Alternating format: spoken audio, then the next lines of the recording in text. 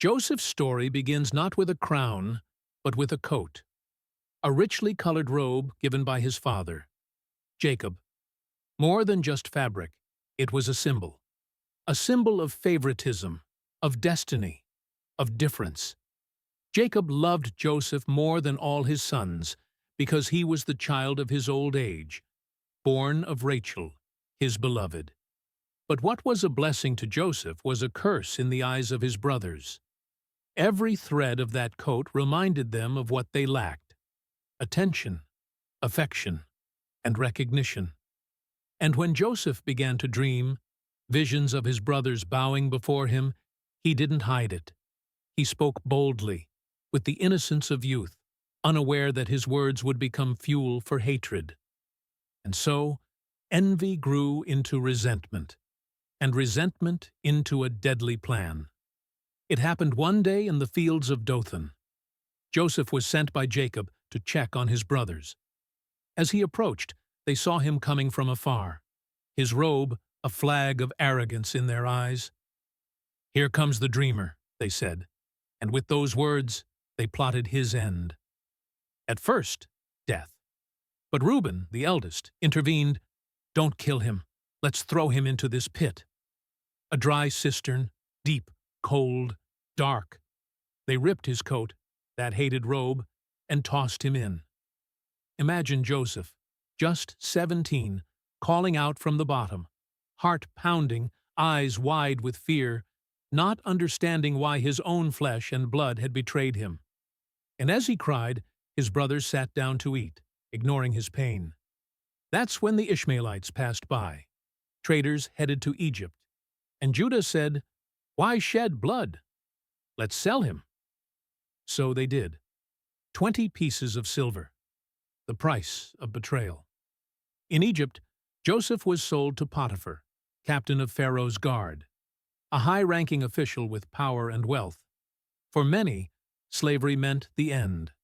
But for Joseph, it was the beginning of a different kind of test. In Potiphar's house, he proved himself faithful. Everything he touched prospered.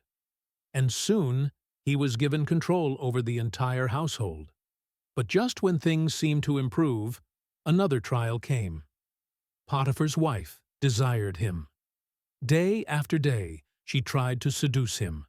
Joseph refused, out of honor, out of fear of God. One day she grabbed his garment and he fled. But his coat, again his garment, became the evidence used against him. She lied. Potiphar believed her, and Joseph was thrown into prison. Once more, stripped of status, of freedom, of justice. In prison, Joseph could have given up, but he didn't. He served. He interpreted dreams, first for 2 royal servants, the cupbearer and the baker. One dream foretold life, the other death. Both came true. Joseph asked only one thing: "Remember me when you're restored." But the cupbearer forgot. For 2 whole years, Joseph remained in the shadows, forgotten by man, but not by God. Then Pharaoh had dreams, disturbing, cryptic. None of his magicians could interpret them. And suddenly, the cupbearer remembered. Joseph was summoned. He stood before Pharaoh and interpreted. 7 years of abundance would be followed by 7 years of famine. Joseph, with wisdom and humility, offered a plan. And Pharaoh, moved, placed him second in command.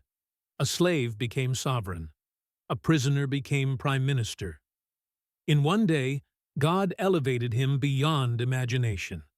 Years passed. The famine came. And back in Canaan, Joseph's brothers were starving. They traveled to Egypt for grain. They bowed before him, just as he dreamed. But they didn't recognize him. He had changed, older, powerful, dressed as royalty. Joseph, overwhelmed, tested their hearts. He hid his identity, planted a silver cup, created a moment of crisis. And when he saw that his brothers were willing to sacrifice themselves to protect their youngest brother, Benjamin, Joseph broke. He wept aloud. "I am Joseph," he said. Shock, fear, silence. But he didn't condemn. He embraced. He forgave. You meant it for evil, but God meant it for good. In that moment, a family was restored, a nation was born, and a dream, buried in a pit, sold into slavery, confined in prison, was finally fulfilled.